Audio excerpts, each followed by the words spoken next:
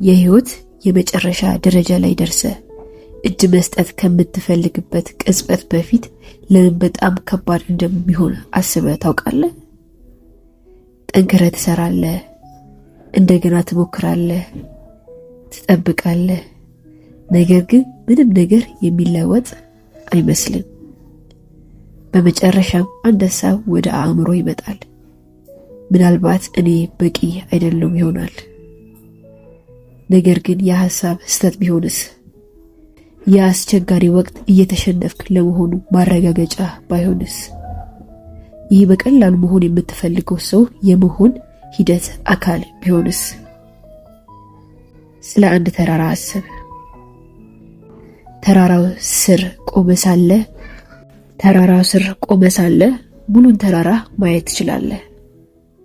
ነገር ግን መውጣት ስትጀምር ሁል ጊዜ ጫፉን ማየት አትችልም። የምታየው የሚቀጥለውን እርምጃ ብቻ ነው። አንዳንድ ጊዜ ደግሞ የሚቀጥለው እርምጃ አሰቃቂ እና ህመም ያለው ይሆናል። ትደክማለህ፣ ተስፋ ትቆርጣለህ፣ ራስን እንዲህ ብለህ መጠየቅ ትጀምራለህ።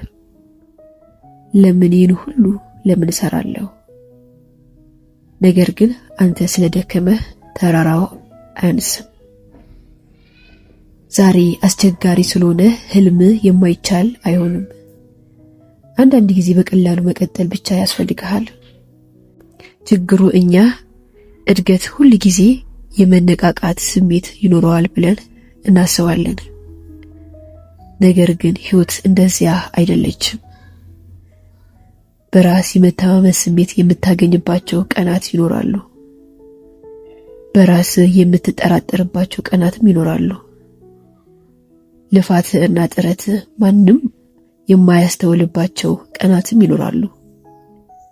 እናም ለማቆም የምትፈልግባቸው ቀናትም ይኖራሉ። እነዚያ ቀናት ደካማ ነህ ማለት አይደሉም፣ ሰው ነህ ማለት እንጂ።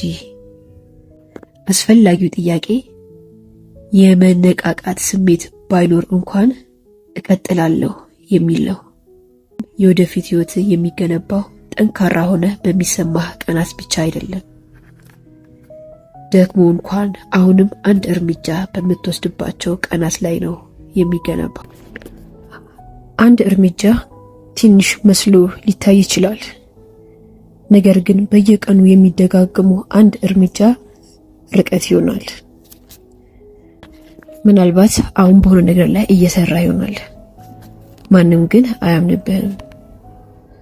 ምናልባት የሰራቸው ቪዲዮዎች የጠበቅከውን ያህል እይታ አላገኙም። ምናልባት ንግድ ቢዝነስ ገና አላደገም። ምናልባት አዲስ ክህሎቶችን እየተማርክ ነው፣ ነገር ግን ምንም እንደማይገባህ ይሰማሃል።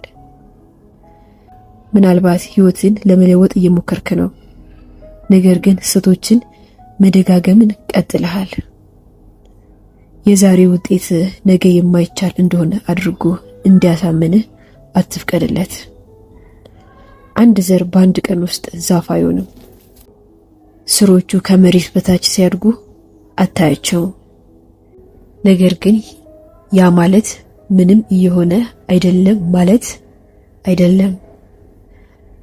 አንዳንድ ጊዜ እድገት በግልጽ ከመታየቱ በፊት የማይታይ ይሆናል።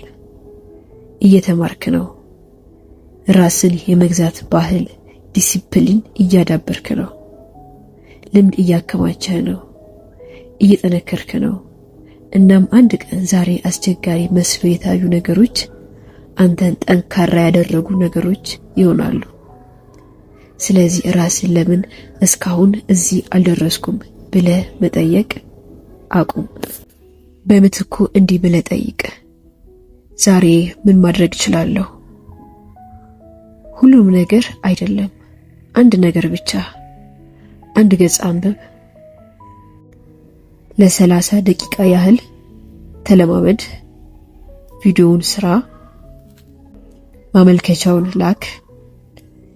የመጀመሪያው እርምጃ ውሰድ፣ ከዚያ እንደገና አድርገው። ሙሉ ህይወትህን በአንድ ቀን ውስጥ መለወጥ የለብህም።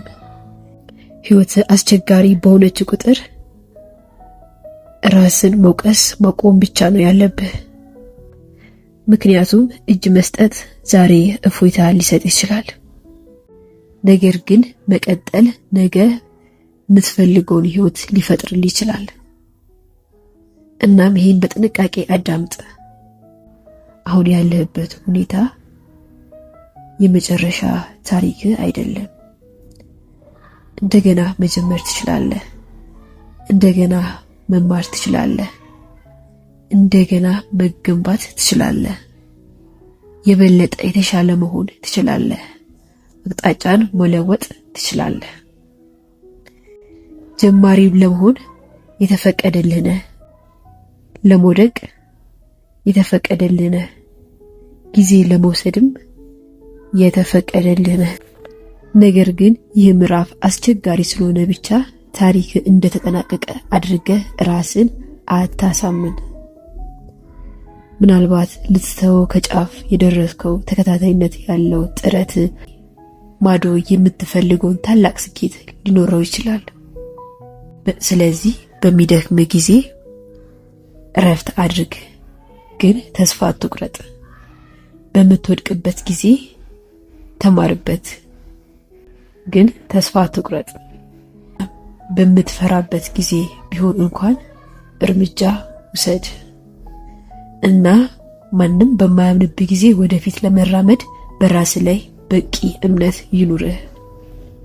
ምክንያቱም አንድ ቀን ወደ ኋላ ተመልሰህ ይህን አስቸጋሪ ወቅት ታይና አንድ ነገር ትረዳለህ። እየፈረስክ አልነበረም፣ እየተገነባህ ነበር እንጂ። ስለዚህ ወዳጄ መጓዝህን ቀጥል። መንገድህ ቀላል ስለሆነ አይደለም፣ ነገር ግን ህልምህ ሌላ እርምጃ የሚገባው ስለሆነ ነው። አንድ ቀን ወደ ኋላ ተመልሰህ ማሸነፍን እስክታይ ድረስ